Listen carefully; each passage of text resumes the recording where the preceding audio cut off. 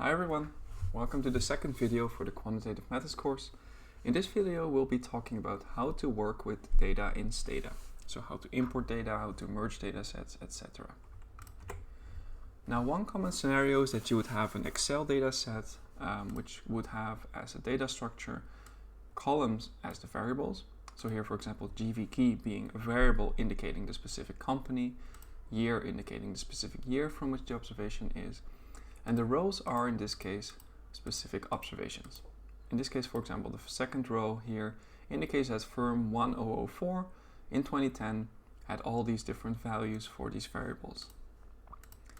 As I mentioned, Stata is able to work with a lot of different things, including different data sources, and we can use code to import a data set, as you also see here on the right, but you can also just use the user interface to import data.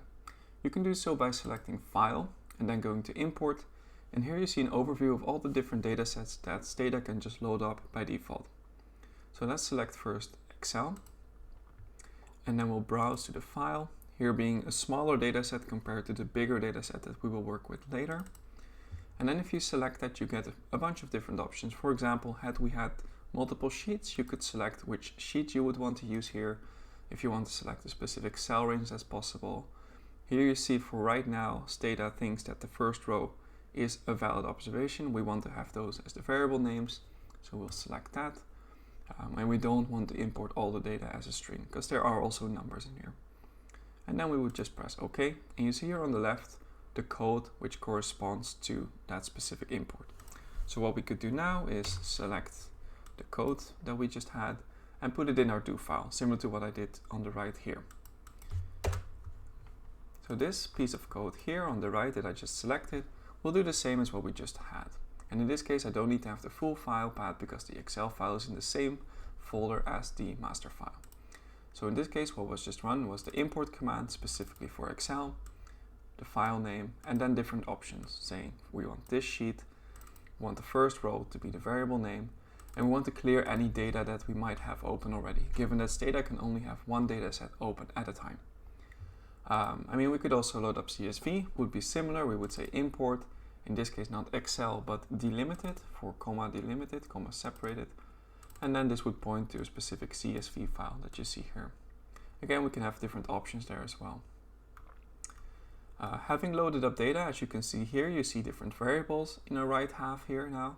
We have the GV key, data date, year, etc, etc. So those are the different variables that we now have loaded up. I showed you last time in the video we can open up a data editor. You can click this button that I'm highlighting here, or you can press Ctrl 8, and in that case you can see here that the dataset has indeed been uploaded or loaded into Stata correctly. We have 67 observations with different values for different variables. If we want to save this file now from a CSV or Excel format to Stata, we can do so by selecting Save or Save As. So let's do Save As, and let's save it as compustat sample smaller. It's already there, so we want to replace it, and then it would run this piece of code, which is the same as what you see here on the right. So if I want to save it again, I would do Save compustat smaller with the replace option, given that there's a file already there, and we can run that, and it would overwrite the dataset as well. Loading up a Stata file, again, you can do it from the interface. We could do just open, and then let's load up the bigger file, so that's compustat sample in this case, and it would load up this data set. What you see in the bottom right here, just now we had 67 observations with a few variables. Right now you might be able to see there's 415 variables for over 65,000 observations. Opening up data sets from the code would be use, and then the data set you want to load up, and option clear, just to clear out any data that might be open already. As I mentioned, we can open up the data set itself by using the data editor, so Ctrl 8 or this particular button, and now you can indeed see there's much more information in this data set. Won't go into the specifics right now, but you can see there's many variables for many observations. You can also have Stata just describe the data for you. We can use the describe command for that, the shorthand being desc, D-E-S-C. So running this piece of code from the do file provides you an overview of all the different variables in the dataset and their format and their label if any applies. So for example, we can see here the ch variable is a number which they label with double, and it's 18 long, and it's labeled cache. So ch is the cache variable. GV key, for example, is also a numeric variable, and it contains the global company key. So this is a unique identifier for every firm in this data set. We can also summarize data, so that's literally the summarize command, sum for short. So running this provides a big overview of different kind of statistics for our variables. So going to the very top, you see, for example, the year variable has 65,000, a bit more observations. So every firm in our sample has a year observation, and the average year is 2012. The minimum year is 2010, and the maximum year is 2016. You also see some that are entirely empty. These are typically string variables, and you cannot calculate averages for strings. But you also see, for example, fewer number of observations for other variables. So the SRC variable, for example, has about 52,000 observations. And indeed, going to the data editor, we can see that if we just scroll a bit to the right, sometimes you see these dots. And these dots in Stata imply missing observations. So these zeros are observations. These firms have a 0 for this particular variable. These dots here are missing. We can also have more detail, so not just the average, the minimum, the maximum, but more detail by using the sum command again, but then with the option, so comma, detail. And then Stata will output a lot of information, as you see popping by here on the left hand side, for all your different variables. We can also tabulate variables, meaning you can get the unique observations plus the number of observations for every unique value. So for example, if we do that by year using the tab command, we see, for example, 2010 has about 9,186 observations, 2016 has a little bit fewer, 9,010. In total, 6,548. You can see how much the percentage of your total data set has this particular value, as well as the cumulative value of that. This is great if you have a few unique values, but of course there are specific other variables that have a lot of possible unique values. So for example, if we try to tabulate the cache variable, it will not be able to do so because there's too many unique values. We can see that by just navigating to the cache variable. As you see here, in this column, there's almost infinitely many possible values for cache to take. So it might be easier if we want to get a sense for the cache variable to just first describe it. You can see here it's a number, or perhaps to draw a graph showing the distribution of the variable. So for example, we could draw a histogram using the hist command or histogram command for the ch variable. And if we run that, you get a sense of how this variable looks. Just looking at this particular graph, you see there's a lot of values with low, a lot of observations with low values. And there's a few very big outliers, because you see almost impossible to see, but there's a few firms that have really large cache values, some even above 400,000 here. So this seems to suggest it's really extremely skewed. So let's just summarize specifically the cache. You can indeed see the smallest value is negative. You can then discuss whether that's valid or not, or whether it should be 0. The first percentile is 0. The median value, being the 50th percentile, is 28.1. So this is probably in 1,000s of dollars rather than just dollars. The 99th percentile is about 11,000. And then there's a lot of, or 1% of the data is larger than that, with the largest values being these values you see here.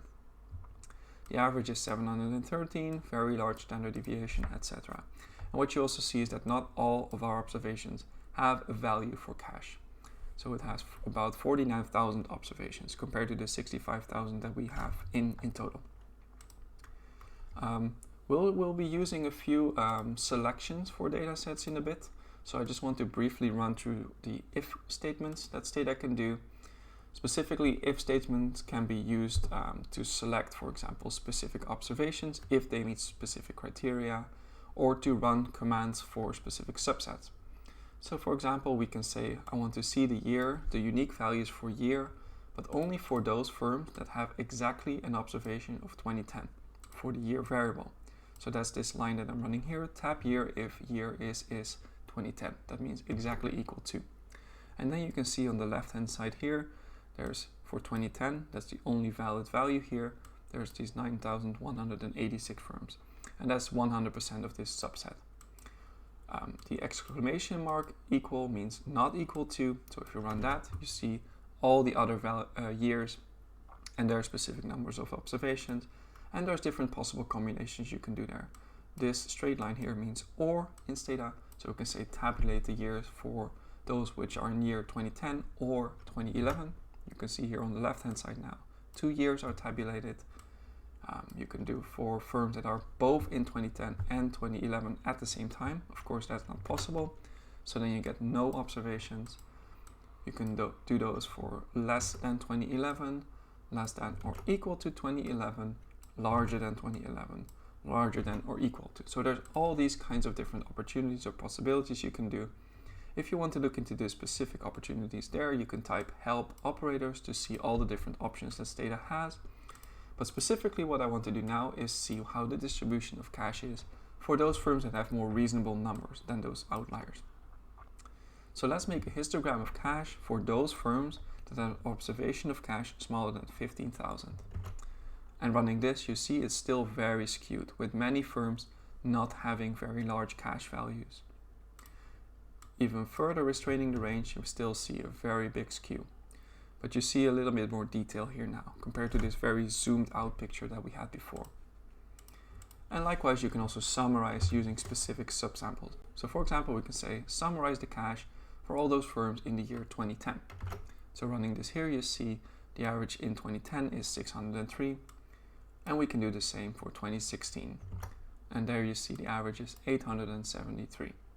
So this gives you a sense of your data and how it looks.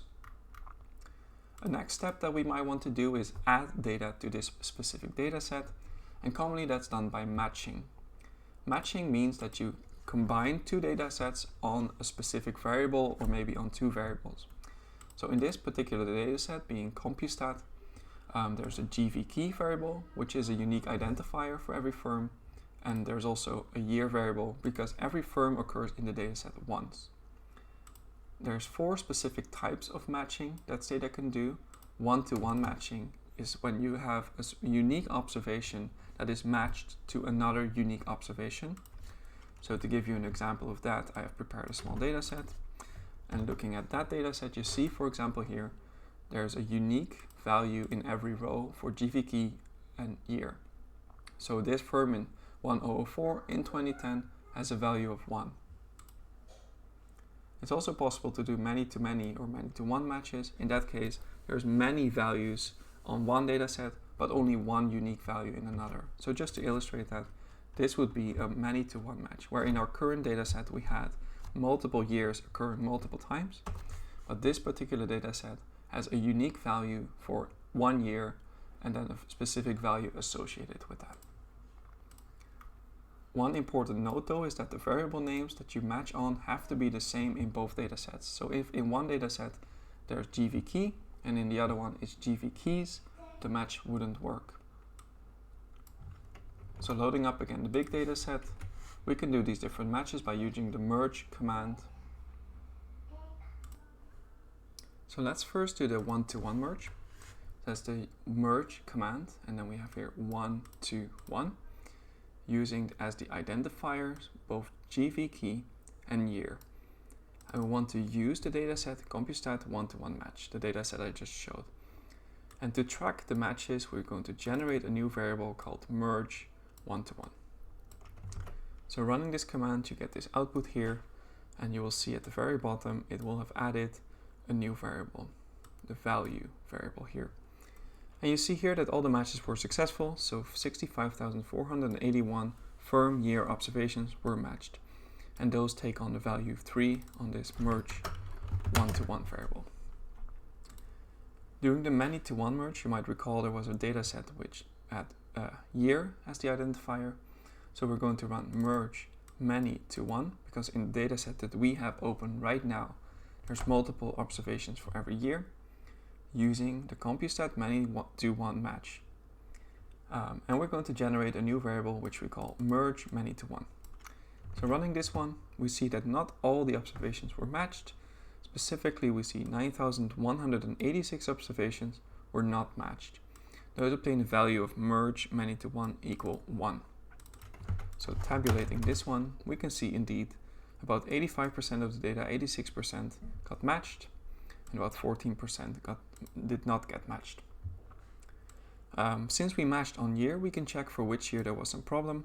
So we can do tabulate year if this new merge variable is equal to 1. And we see that none of the observations from 2010 got matched. And if we check the other years, when the value of the matching variable is 3, we do see that all the other years got matched. And indeed, if we open up this original data set here, we could have seen that 2010 was not in the data. Finally, there's also different things you can do with your data. For example, you can drop variables or you can drop specific observations in your data set. So for example, we might want to drop the cache variable. We can do so by selecting or typing drop ch. And if we go a bit further down below, you still see for now the ch data, the variable here. And if we then do drop ch, you will see that it has dropped from the dataset. One note of caution, this is not reversible unless you load up the dataset again. So now this variable is really gone. We can also drop observations in with specific values. So right now we still have 65,000 observations. If we say drop if year is equal to 2010, you will notice here on the bottom right that 9,886 firms got deleted. Those had the value of 2010. Vice versa, not dropping, but you can also keep specific data. So here, if we say keep year, it's going to only keep the year variable. So once we do this on the top right here, you can see only the year variable is left in the data. And likewise, we can also again select only specific observations. So keep if year is equal to 2011. And if we do so, and if we inspect our data, you see it's now just a data set containing the year variable with only the observations with 2011. So again, be cautious with this because you will be dropping data, and Stata does not have an undo function. That's all that I wanted to show for now. In the next video, we'll be talking about how to work with variables in Stata. Thanks for watching, and I'll see you soon.